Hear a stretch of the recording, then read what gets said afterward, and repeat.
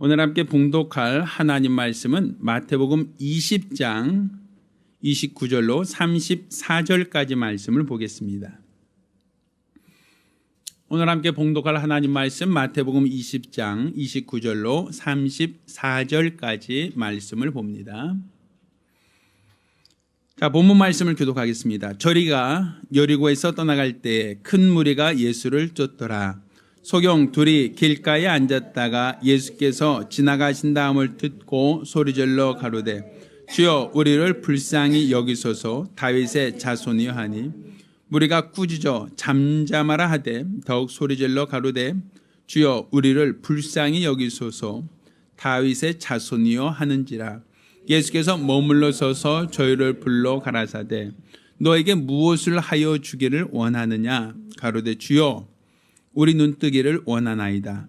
예수께서 민망히 여기사 저희 눈을 만지시니 곧 보게 되어 저희가 예수를 쫓으니라. 아멘. 할렐루야. 자, 오늘은 다윗의 자손으로 오신 분이라는 제목으로 하나님 말씀을 함께 나누겠습니다. 하나님은 만왕의 왕이 되십니다. 그러니까 세상에 많은 권세자가 있고 세상에도 많은 군왕들이 있습니다만 우리 하나님은 세상에 있는 어떤 권세자, 세상에 있던 어떤 임금보다도 더 높으신 임금, 더 높으신 왕이시다라는 것이 바로 우리의 믿음입니다. 그러니까 우리가 하나님을 왕으로 알고 왕으로 존중하고 왕으로 섬기느냐, 아니면 그냥 하나님을 하나의 막연한 대상으로만 여기고 있는가.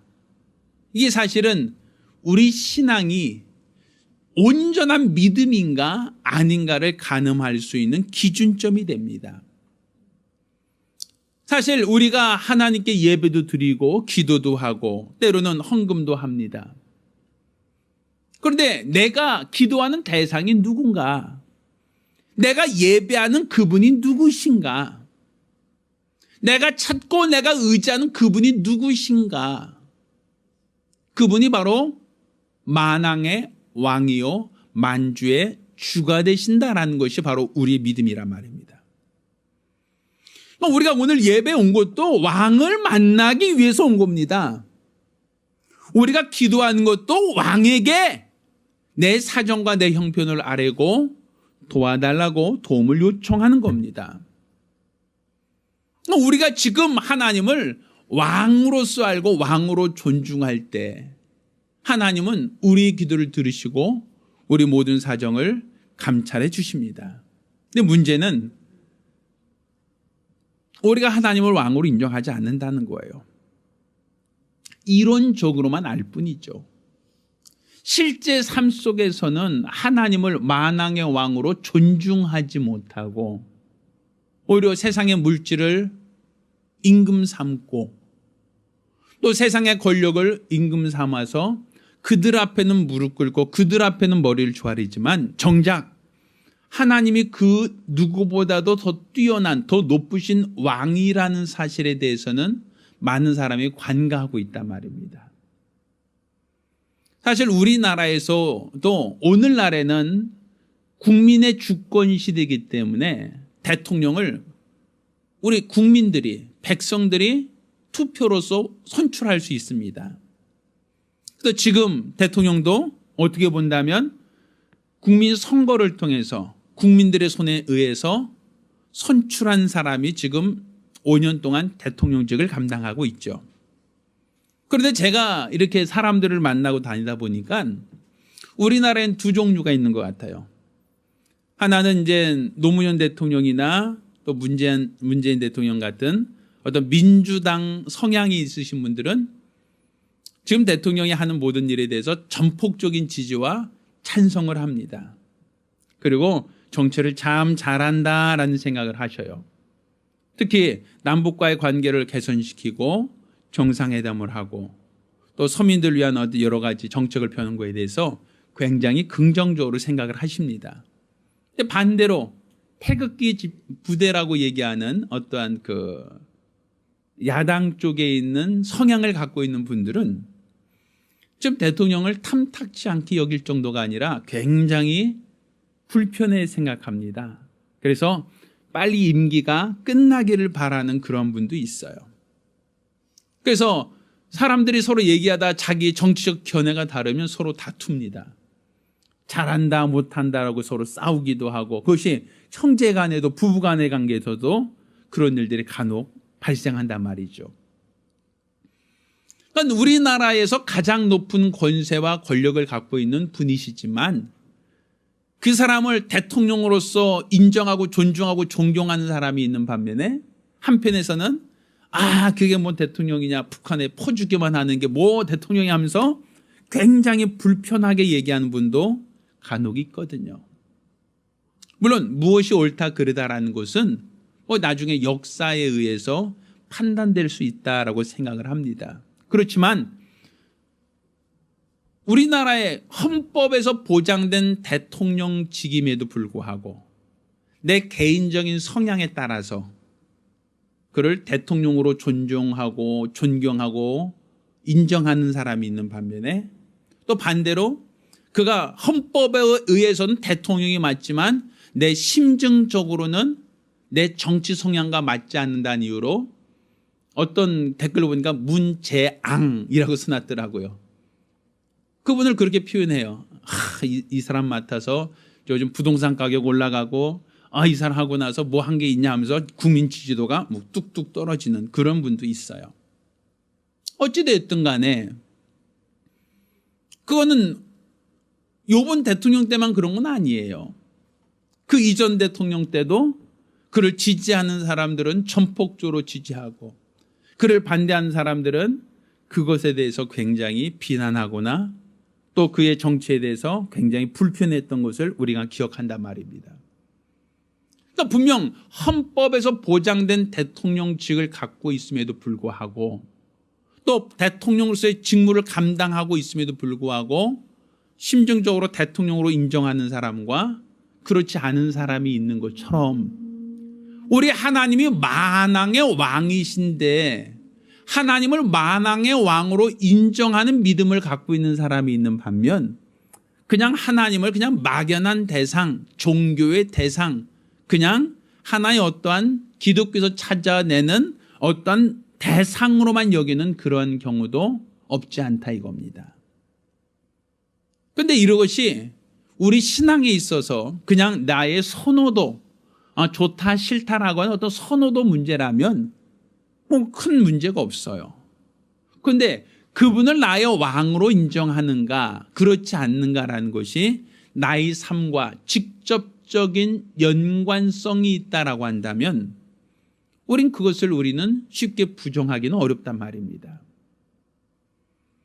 그러니까 그가 대통령이다 혹은 왕이다라고 하는 그 신분에 걸맞는 권세가 있다는 것을 우리가 안다면 그 권세로 인해서 그가 나의 모든 삶을 주관하실 수 있다는 걸 인정한다면 우리는 그분을 쉽게 생각할 수는 없단 말이죠. 그렇지만 그분과 내가 무관하다, 그가 왕이든 말든 나와 전혀 상관이 없다로 여긴다면 하나님을 왕이다, 만왕의 왕이라는 것은 나와는 전혀 무관한 남의 이야기일 수밖에 없는 겁니다. 문제는 내가 하나님을 만왕의 왕으로 인정하고 존중하고 있느냐라는 거예요. 자, 오늘 우리가 알게 된 이 본문에는 소경 두 사람의 이야기가 나옵니다. 그런데 그 소경 두 사람이 예수가 지나간다라는 소리를 듣고 지나간다는 그 말을 듣고 소리질러 외칩니다. 다윗의 자손이여 우리를 불쌍히 여기소서. 다윗의 자손이여 우리를 불쌍히 여기소서 하면서 소리 지르고 예수를 부릅니다. 사람들이 두 소경이 외치는 소리를 듣고 조용하라고 제지합니다. 잠잠하라고 이야기를 합니다. 경고를 줍니다. 그렇지만 그 사람들은 다윗의 자손이여 나를 불쌍히 여기소서 하고 소리를 지르며 예수를 찾죠. 그때 예수님께서는 그들에게 가셔서 그들의 눈을 만지시고 그들을 다시 보게 하셨다라는 것이 우리가 알게 된 이 본문 내용입니다. 그러면 그 사람들이 무엇을 했길래 예수님은 그들의 눈을 뜨게 하셨는가? 그들이 어떻게 하였기에 예수님은 그들의 문제를 해결해 주셨는가? 오늘 본문을 보면 그들이 소경으로서 했던 것은 예수가 지나가신다는 그 말을 듣고 그분을 누구로 찾았다는 얘기입니까? 다윗의 자손이라고 불렀다는 것밖에 없어요. 단지 불렀다는 것만이 아니라 나를 구해줄 자는 다윗의 자손밖에 없습니다라고 하는 그들의 믿음을 고백했다는 것밖에 특별히 그들이 한 행동이 없단 말입니다. 그러면 예수를 다윗의 자손으로 알고 예수를 다윗의 자손이라 부르고 예수를 다윗의 자손이라고 믿은 것이 왜 그들의 눈을 뜨게 하는 능력으로 나타났느냐라는 것이죠.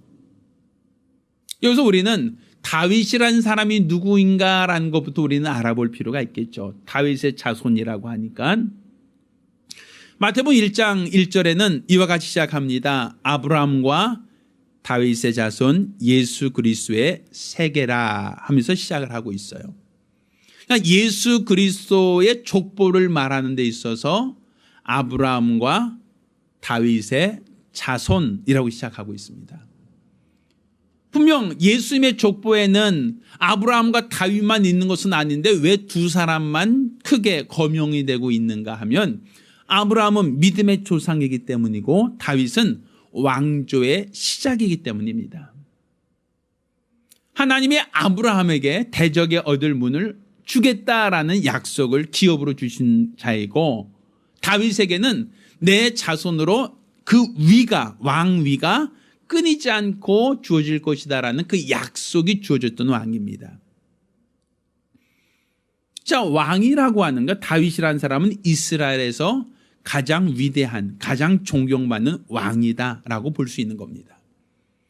그러면 왜 다윗을 왕이다, 다윗의 자손이라는 것은 예수가 왕이시다라는 거, 왕족. 다윗이 훌륭한 왕이었던 것처럼 예수는 다윗의 자손, 당신도 왕이십니다라는 그 고백이거든요. 그러니까 메시아, 기름 부음 받은 자, 왕입니다라는 그 고백을 이 소경들이 할 때 소경들의 문제가 해결되었다는 얘기거든요. 자, 그러면 이 왕의 역할을 우리가 좀 이해할 필요가 있습니다. 자, 우리가 선거를 통해서 5년마다 대통령을 뽑죠. 그래서 우린 대통령을 선출합니다. 그러면 자, 우리가 대통령을 선출한 그 이유가 뭘까요? 왜 한 사람을 대통령을 만들어서 그에게 권한과 권력을 이양하는 그 이유가 뭐겠어요? 잘 먹고 잘 살라는 목적이겠습니까? 청와대라는 곳에 들어가서 편하게 5년 동안 휴가 잘 보내고 오라는 목적으로 대통령을 뽑는 거겠습니까? 그건 아니죠. 우리가 선거를 통하여 대통령 뽑는 이유가 뭡니까? 민생을 살펴보고 우리 국민들이 좀 안전하게 편안하게 잘 살 수 있도록 정치 좀 잘해 주십시오라는 그런 목적이 있는 것이죠. 그렇지 않나요? 그렇죠. 이스라엘 사람들이 하나님께 왕을 구했던 이유도 별반 다르지 않습니다. 원래 이스라엘의 왕은 하나님이십니다. 하나님이 이스라엘의 왕이세요. 그런데 이스라엘 백성들이 하나님께 왕을 달라고 구합니다. 그 이유는 하나님이 눈에 보이지 않기 때문에 그래요. 하나님이 왕이신데 눈에 보이지 않다 보니까 자신들의 어려움이 있을 때, 문제가 있을 때 왕이 우리를 도와줄 것인가라는 것에 대해서 그들이 의구심을 갖는 겁니다. 그런데 유심히 보니까 가나안 사람들, 가나안 족속들은 왕이 있어요. 그러니까 왕이 있다 보니까 왕 밑에 항상 상설 군인들이 있어요. 그래서 왕이 군인들을 훈련시키고 왕이 군인들을 거느리다 보니까 그들은 추수 때가 되면 이스라엘 사람들을 노략하고 쳐들어옵니다. 그리고 곡식을 약탈해가고 부녀자들을 붙잡아 갑니다. 그럼 그들에게 곡식을 뺏기고 부녀자를 다 뺏기고 난 다음에 이스라엘 사람들은 누구에게 하소연할 대상이 없어요. 하나님밖에는. 왕이 없으니까. 그래서 이스라엘 사람들이 하나님께 구한 것은 우리도 상시 왕을 세워주십시오. 왕이 있으면 군대를 거느리고 왕이 있으면 우리를 지켜주고 보호할 것 아닙니까? 그러니 우리에게도 왕이 필요합니다. 라고 하나님께 청혼을 합니다. 근데 하나님께서 이와 같이 말씀하세요. 야, 너희가 왕을 구하지만 너희가 왕을 구하면서도 왕에 대해서 잘 알지 못한 것 같다라고 얘기해요. 너희는 왕이 세워지면 너희를 보호하고 지켜줄 거라고 생각하지만 사실 그렇지 않다. 그 왕이 너희 아들들을 데려다가 군인으로 삼을 것이고 너희 딸들을 데려다가 그의 수종드는 하녀로 삼을 것이다.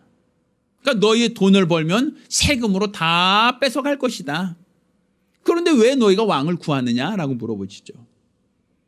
그들이 봤을 때는 그냥 왕이 있으면 우리를 항상 지켜주고 보호하고 적들이 쳐들어오면 항상 우리를 지켜줄 거라고 하는 그런 기대가 있는 거예요. 왕이 있으면 적들이 쳐들어왔을 때 우리를 안전하게 해주겠지, 지켜주겠지, 보호해주겠지라고 하는 그 기대가 있으니까 계속 왕을 달라는 거예요. 하나님께서는 너희가 알지 못하는 왕을 구한다라고 하면서도 그렇지만 너희가 구하니까 왕을 주겠다라고 하여 하나님이 왕을 세워주셨습니다. 그 누구죠? 사울이라는 사람이죠. 자, 이 사울이 이스라엘의 왕으로 하나님이 기름 부어 세웠습니다. 이 사울이 처음에는 겸손하게 하나님 말씀에 순종하며 이스라엘 백성을 잘 정치하고 잘 돌봤어요. 그런데 이제 시간이 지나면서 이제 왕의 권세가 자리 잡고 왕의 지위가 이제 자리 잡고 왕으로서의 어떠한 책임감과 모든 것이 이제 어느 정도 익숙해지니까 그다음부터 이제 사울이 하나님 말씀을 듣지 않으려고 합니다. 누가 왕에게 코치하고 누가 왕에게 잔소리하고 누가 왕에게 이래라 저래라 하는 사람이 어디 있습니까? 왕이 가장 높은데. 그런데 하나님께서는 사울에게 전쟁을 해라 하지 마라. 이 전쟁에서 할 때는 다 죽여라 죽이지 말라. 하나님이 꼬치꼬치 다 이렇게 간섭하신단 말이에요. 사울이 하나님 말씀을 거역하기 시작합니다. 하나님이 아멜렉과의 전쟁에서 다 죽이라 했음에도 불구하고 그냥 자기의 고난으로 살려주기도 하고 또 자기가 임의로서 하나님 말씀을 거역하고 어기는 일들이 생겨나기 시작한단 말이에요. 왜? 내가 왕인데 누가 나에게 이래라 저래라 하냐 이거죠. 내가 왕인데 감히 누가 나에게 이래라 저래라 하느냐 해서 그는 하나님 말씀도 잘 들으려고 하지 않습니다. 그를 기름 부어 세우신 하나님이 있으심에도 불구하고 하나님을 존중하지 않을 때 하나님은 사울을 왕으로 세운 것을 후회하십니다. 그리고 하나님이 사울을 패하시고 다시 기름 부어 세운 사람이 누구죠? 다윗이라는 왕이란 말이에요. 근데 그 다윗은 처음 세울 때부터 왕으로 태어난 사람이 아니라 원래는 목동입니다. 목동. 양을 치는 목자였어요. 그런데 이 목자를 하나님이 왕으로 세운 이유는 이 목자가 싹수가 훌륭하단 말입니다. 이 사람은 자기 아버지가 양을 치라고 양을 맡겨주면 아버지가 맡겨준 양을 잘 돌보되 간혹 가다가 들짐승이 와서 그 양을 물어가거나 해치면 그러면 아유 그냥 한 마리 잃어버렸네 라고 하는 게 아니라 잃어버린 그 한 마리 양을 찾기 위해서 고매굴이나 사자굴에까지 쫓아 들어가서 그 사자 입을 열고 그 양을 되찾아왔다라고 얘기하고 있어요. 자, 처음에 왕을 세운 이유가 뭐였어요? 적들이 쳐들어오면 어떻게 해달라? 적들이 쳐들어오면 뭐 해달라는 목적이었어요? 내 백성을 어떻게 해달라? 보호하고 지켜달라는 것이 목적이었죠. 근데 다윗은 그가 자기 양도 아닌 아버지 양을 돌보는 데 있어서 양 한 마리를 잃어버리면 그 양 잃어버린 양을 되찾고 보호하고 지키는데 책임감이 있더라 이거죠. 그러니 하나님께서는 이스라엘 백성을 그에게 맡겨도 괜찮겠다라고 하여 다윗을 목자였음에도 불구하고 그를 이스라엘의 왕으로 세우신 겁니다. 그러니까 이 다윗은 그가 왕으로서 기름 부음 받고 왕으로서 정치하면서도 하나님이 자기를 세우신 왕, 자기를 기름 부어 세우신 내가 왕이지만 왕보다 더 높은 만왕의 왕이라는 그 믿음을 갖고 있었어요. 끝까지. 그래서 자기가 이제 왕으로서 왕궁에 살게 되니까 자기는 호화로운 왕궁에 살고 있는데 나를 기름 부어 세우신 하나님은 여전히 성막이라는 텐트에 살고 있으니까 이건 아닌 것 같다.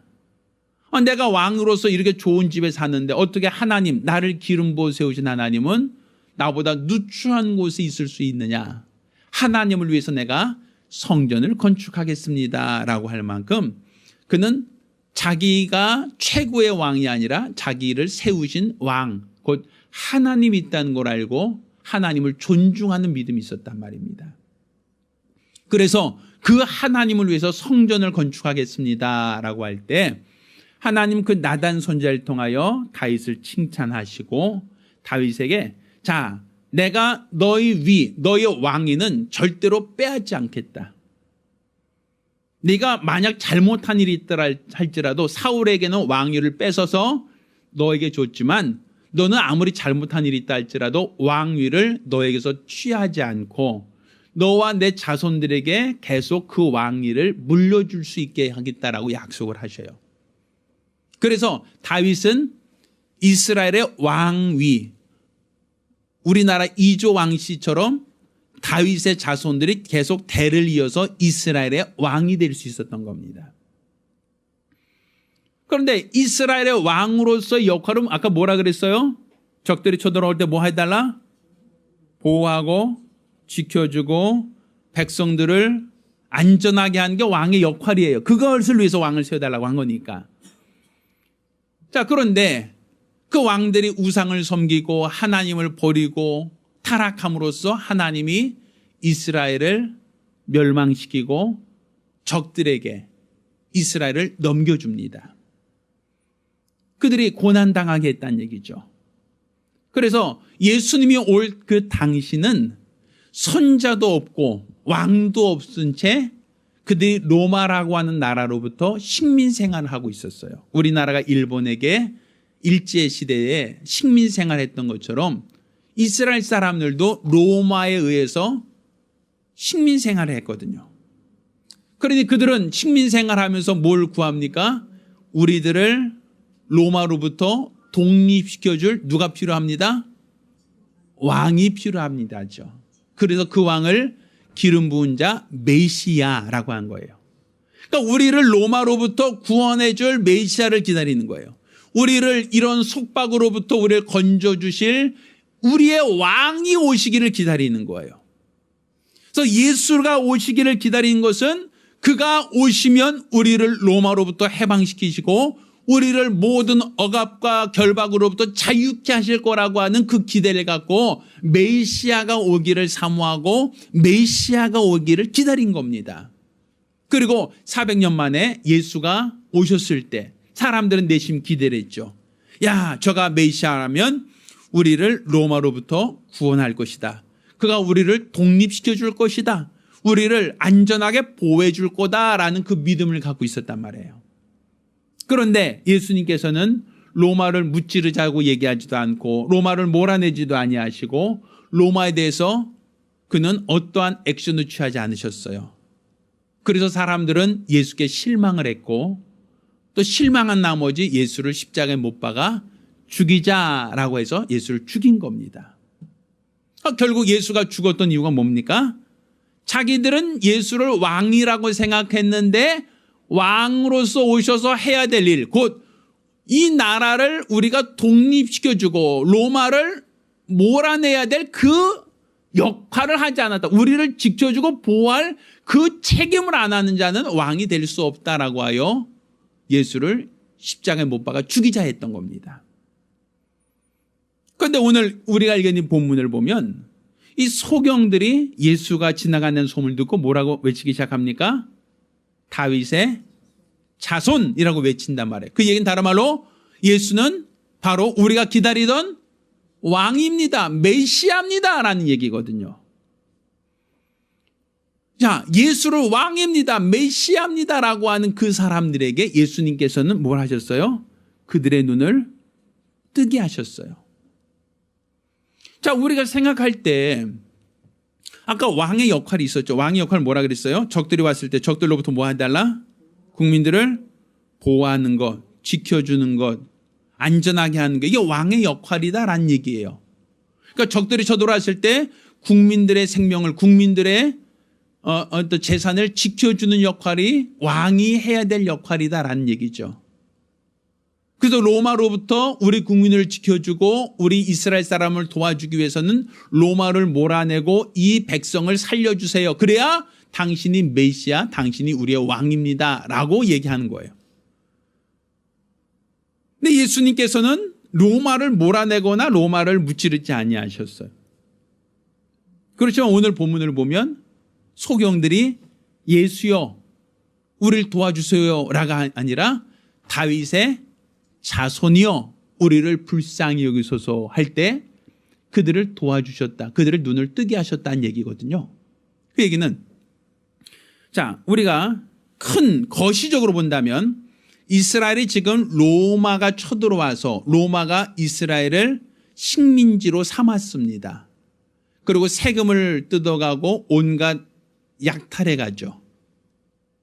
로마가 지금 주인 행세하고 있단 말입니다. 이게 지금 이스라엘의 현 체제예요. 그런데 여기서 소경된 사람들은 지금 내가 소경이 된 건 원해서 소경된 게 아니죠. 내가 원하지 않은 질병이 쳐들어와서 나를 결박하고 보이지 않게 하고 이로 말미암아 내 것을 다 수탈해 가듯이 보이지 않으니까 일 못해, 보이지 않으니까 노동하지 못해, 보이지 않으니까 가난해, 결국은 가난하고 힘들게 했다라는 얘기가 되는 거예요. 자, 쳐들어온 적이 로마가 쳐들어왔느냐 소경이라는 질병이 쳐들어왔느냐 이제 그 차이가 있는 거예요. 근데 이스라엘 사람들은 메시아가 오면 우리를 구원하신다, 왕이 오면 우리를 보호하신다, 왕이 오면 적들을 몰아내고 우리를 자유케 할 것이라는 게 그들이 갖고 있는 소망이거든요. 그러니까 이 소경된 사람들에게 있어서는 적이 누구예요? 무엇이 적이에요? 보이지 않게 하는 질병이 적이란 말이에요. 그 적을 몰아내고 우리 것을 잃어버린 것을 되찾고 우리를 보호해 줄 자는 누구시다? 왕으로 오실 이 다윗의 자손이다라는 얘기가 되는 거죠. 그러니까 다윗의 자손이 오시면 나를 보호해 준다. 다윗 자손이 오시면 내 것을 약탈해 가고 있는 이 적들을 몰아내고 나를 지켜준다, 보호해 준다라는 게 이 소경들의 고백이에요. 소경들의 믿음이에요. 그러니까 이 소경들이 예수를 다윗 자손이요라고 하는 것은 당신을 우리가 왕으로, 당신은 우리가 기다리던 왕이십니다. 그러니 왕으로 오신 당신이 내 문제를 해결해 주세요라는 얘기죠. 당신이 왕으로 오셨으니까 내가 지금 결박당해 있고 내가 지금 억압당해 있는 나를 구출해 달라는 것이죠. 보호해 달라는 것이에요. 적들을 몰아내시고 나를 보호해 주세요. 적들을 몰아내시고 나를 지켜주세요라고 하는 게 그들이 믿는 믿음이고 그들이 고백하는 다윗 자손을 찾는 이유가 된단 말입니다. 그러니까 예수님께서는 그들이 다윗 자손이요라고 하는 그 말, 당신은 사람들이 조용해라 조용해라 조용해라 한데도 불구하고 당신은 다윗의 자손입니다. 그러니 내 문제를 해결해 달라고, 나를 도와달라고, 나를 불쌍히 여겨달라고 할 때에 예수께서는 그들의 문제를 해결해 주시고 눈을 뜨게 하셨단 말이에요. 결국 그들은 눈을 뜸으로써 그들을 결박하고 있는 어둠을 몰아내고 더 이상 그들이 보이지 않아서 불편했던 모든 불행을 다 몰아낼 수 있었다는 얘기죠. 그럼 우리가 지금 신앙이 무엇이냐는 거예요. 우리 신앙은 우리가 예수를 왕으로 인정하느냐 인정하지 않는가, 예수를 다윗의 자손이라고 고백하느냐 고백하지 않느냐, 이게 왜 중요한가? 이건 지금 나를 짓누르고 있는 이 모든 문제들, 내 혼자 힘으로 몰아낼 수 없고 내 혼자의 능력으로 이걸 해결할 수 없는 이 문제들을 어떻게 하자는 거예요? 왕이 내 문제를 어떻게 하길 원하는 거예요? 간섭해주고 도와주길 원한다, 이거 아닙니까? 요즘 보니까 나라가 이런 시스템이 있더라고요. 국민청원 게시판이라고 해서 인터넷에 보니까 대통령에게 쓰는 글이라는 것이 있어요. 그것은 뭐 대통령이 다 읽어보는지 아니면 비서관들이 읽는지는 잘 모르겠어요. 그렇지만 거기 여러 사람들이 청원을 해요. 지금 내가 억울한 일을 당했습니다 라고 하면 괜히 대통령한테 나 좀 도와달라고, 내가 억울하니까 좀 도와달라고 사정하면서 그 게시판에 글을 올리는 사람들이 있고, 또 그런 글이 올려진 그 글들이 많은 사람들의 지지를 받을 경우에는 대통령이나 아니면 청와대에서 뭐 답변해 주겠다, 그거에 대해서 진위 여부에 대해서 알아보겠다, 뭐 이런 어떠한 정책을 가지고 있는 것 같습니다. 그 사람들이 옛날 신문고라 그러죠. 옛날 조선시대 때는 신문고.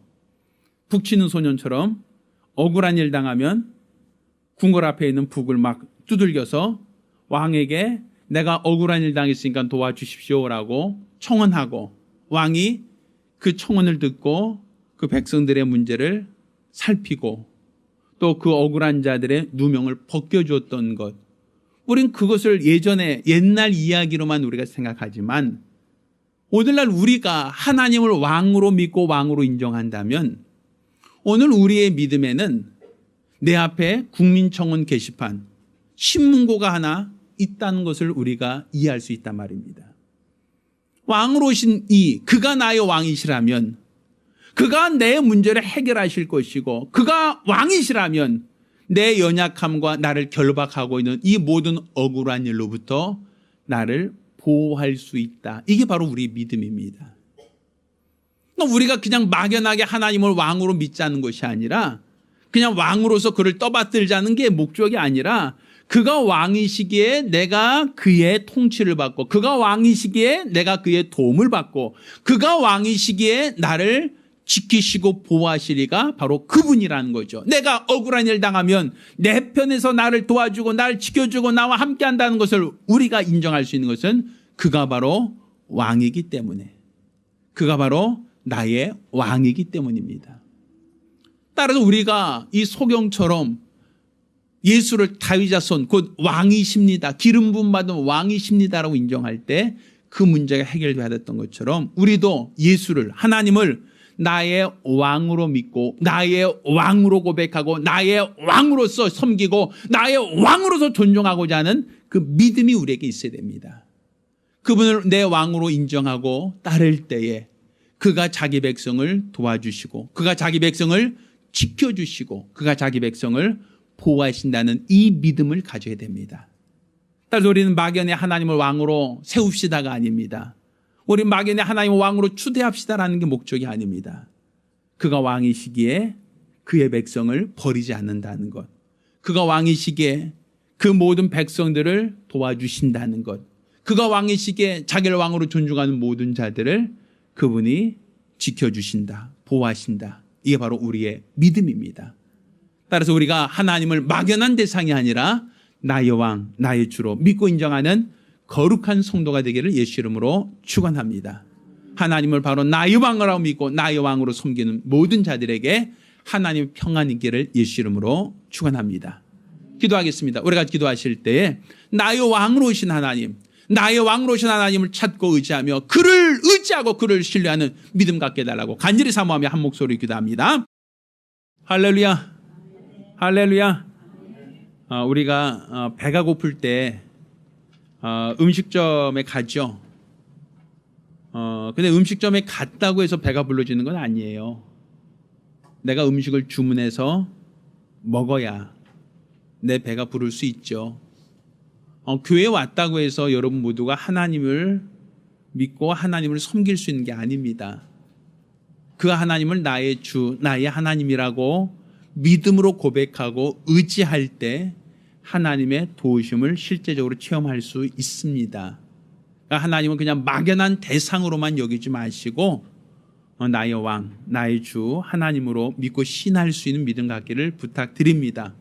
그래서 내 모든 삶 가운데 나를 힘들게 하고 어렵게 하는 모든 문제들을 왕 대신 우리 하나님께 아뢰고 기도하고 이로써 우리 하나님 도움받고 은혜 받는 성도와 가정 되기를 예수 이름으로 축원합니다.